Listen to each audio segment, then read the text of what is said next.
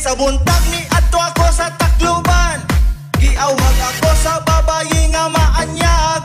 Gibaligyan niya sa ako ang binagol niya.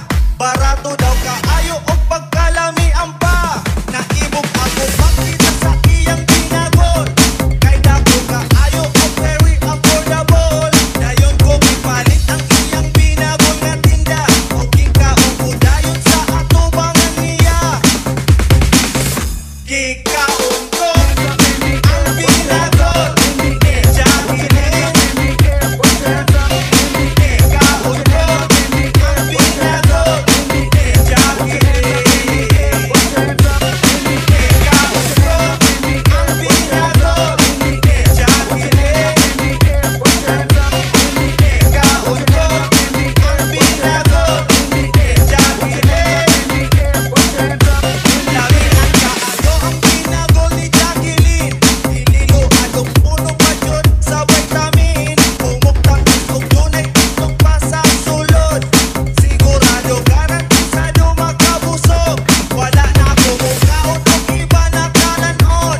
Binagol na lang kanunay ang akong gikaon. Daw mo kusog kaayo permi ang lawas ko. Labi na kayon kung makakaon kag binagol ka dako. Gikaon ko ang binagol ni Jacqueline. Gikaon ko ang binagol ni Jacqueline. Gikaon ko ang binagol ni Jacqueline.